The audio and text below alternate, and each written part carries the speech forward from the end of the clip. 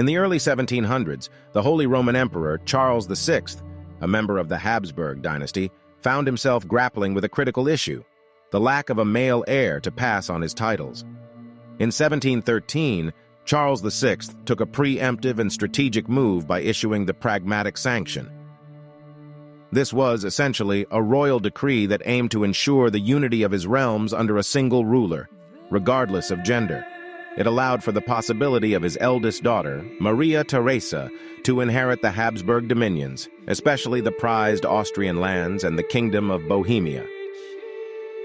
The Pragmatic Sanction was also a plea to European powers to recognize and respect his daughter's right to succession, thereby avoiding potential conflicts and power struggles upon his death. The Pragmatic Sanction flew in the face of traditional Salic law, a medieval legal concept that prohibited the inheritance of a throne or property by females or their descendants. It aimed to prevent disputes and maintain stability by excluding women from the line of succession. This law was often applied in various European monarchies, including Austria. When Charles VI died on October 20th, 1740, Maria Theresa ascended the throne as the Archduchess of Austria, as well as the Queen of Hungary and Croatia. A few months prior, King Frederick II had ascended the throne of the Kingdom of Prussia. Maria Theresa inherited a financially weak and militarily poor Austria. The British and the Spanish were busy fighting each other in the War of Jenkins' Ear, and Sweden and Russia were preparing to do war in the north. With Austria's potential allies distracted, an attack on the Habsburg dominions could be made with ease. Frederick, on the other hand, inherited dynastic claims in the lands of Silesia, as well as a large, well-trained Prussian army and a sound treasury. The Bavarians and Saxons also held claims on parts of the Habsburg territories. When Maria Theresa inherited the throne, the three powers aimed to challenge her succession. After Charles VI's death, Frederick took swift action. In November, he demanded Silesia's cession from Maria Theresa by December. In return, he promised no more attacks on her other Habsburg lands. Deciding not to wait for a response, and without a formal declaration of war, the First Silesian War began on December 16th. Frederick's Prussian forces crossed into Silesia and quickly gained control by 1741. On April 9th, heavy snowfall occurred as the Prussian army aimed to surprise the Austrian forces in the village of Mollwitz. Though the Prussians were more experienced than the Austrian troops, mistakes under Frederick's command, like deploying too far from the Austrians, resulted in a slow and cumbersome advance over a large distance. The Prussian deployment was, overall, flawed. Infantry lines mixed with cavalry, leading to disarray and confusion.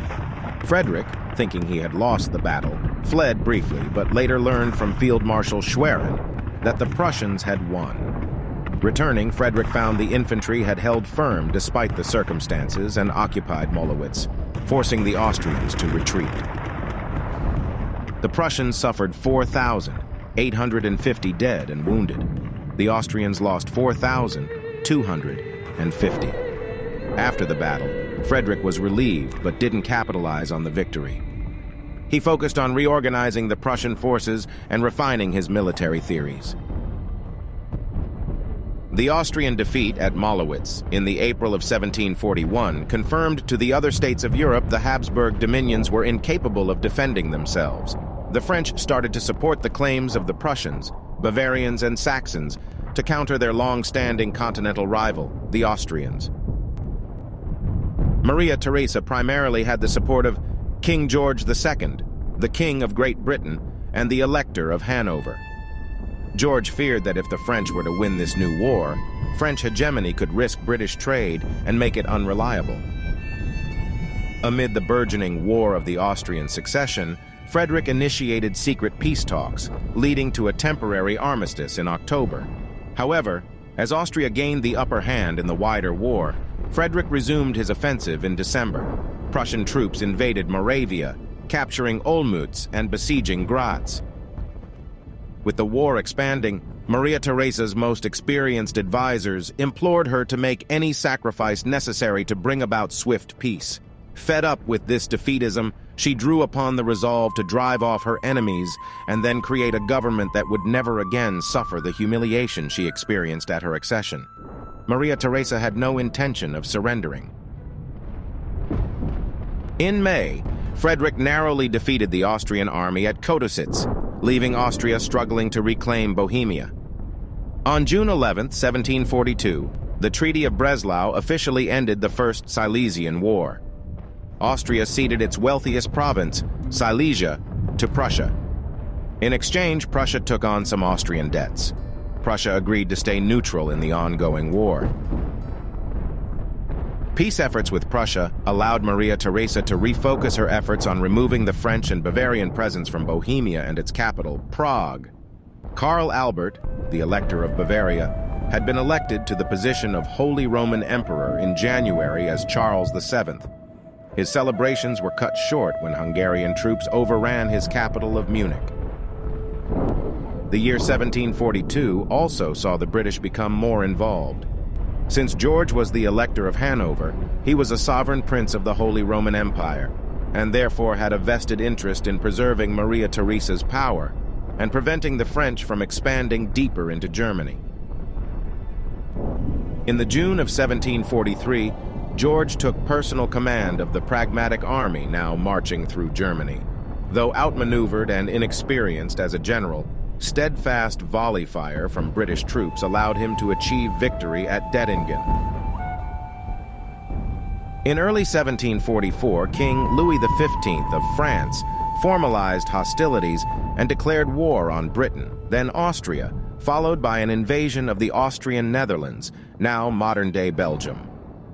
The latest involvements of Britain and now Savoy in Italy, on the side of the Austrians, raised suspicions in Frederick that Maria Theresa intended to recapture Silesia. In August, Frederick re-entered the war on behalf of Emperor Charles VII. The Prussian war effort in Bohemia was abandoned when the Austrians began attacking their supply lines. The death of Charles VII in the January of 1745 also hampered the French and Prussians, as Maria Theresa's husband, Francis Stephen, the Grand Duke of Tuscany, was regarded as the best candidate for the Holy Roman Empire. An Austrian attempt to invade Silesia ended in failure when the Prussians decisively won at Hohenfriedberg in June, making Austrian recovery uncertain. Still, the Austrians and the Saxons pressed on. A renewed invasion of the region was halted at Soor. With the Saxons defeated after the Battle of Kesselsdorf in December, Prussian troops marched into Dresden. Peace talks led to the Treaty of Dresden that December. Prussia got Silesia once and for all, and Frederick recognized Francis as Holy Roman Emperor. Once again, he recommitted to a state of neutrality. Elsewhere in Europe, the French under Marshal Saxe began a siege of the Flemish city of Tournai. The Pragmatic Army was tasked with relieving the Dutch garrison in Tournai. The Pragmatic Army's march to Tournai brought them near the villages of Vaison and Fontenoy, located along an incline leading to the main French positions. The British and Hanoverian forces had the goal of relieving Tournai by attacking the French forces holding the two villages. A British and Hanoverian force launched a successful attack on Vaison, capturing it, and the Pragmatic Army prepared for a major assault on the French positions. The decisive battle occurred on May 11, 1745. British and Hanoverian infantry advanced up the incline, facing heavy cannon fire from Fontenoy. Scottish Highland regiments were initially tasked with assaulting Fontenoy, but faced strong resistance. The Dutch forces attempted an attack on Fontenoy, but were repelled by French cannons. The British and Hanoverian infantry pressed on despite the cannon fire. French regiments launched assaults and cavalry charges against the advancing columns. The battle raged back and forth, with the French attempting to repel the British and Hanoverian advance. Eventually, the British and Hanoverian forces, running low on ammunition and facing determined French resistance, were pushed back down the incline. Marshal Saxe considered the battle won and halted the French advance. The Pragmatic Army retreated and regrouped behind Vaison, leaving the French in control of the battlefield. The Battle of Fontenoy was the deadliest since the Battle of Malplaquet, fought in 1709 during the War of the Spanish Succession. Of the 15,000 engaged, nearly 6,000 of the British and Hanoverians became casualties in the battle, either killed, wounded, or missing. A total of 7,137 French troops were killed and wounded. No pursuit followed the battle, and later in the year, most of the British regiments were called back to Britain following the outbreak of the Jacobite Rising in the Highlands of Scotland. The war also had engagements in Italy. In 1744, the Spanish and French armies aimed to conquer northern Italy together, known as the Gallispan Army. They intended to unite and retake territories lost after the War of the Spanish Succession. The support of Genoa enabled them to establish a route into central Italy.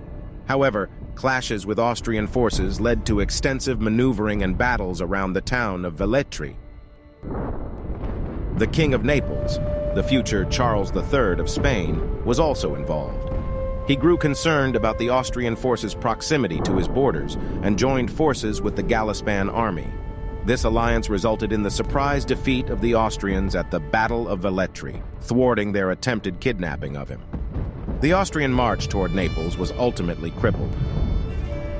When Maria Theresa changed her commanders in response to failures on the battlefield, the Bourbons struck first in the spring of 1745, leading to a concentrated Gallispan force that achieved victory against the Sardinians at Bassignano and captured several strategic locations.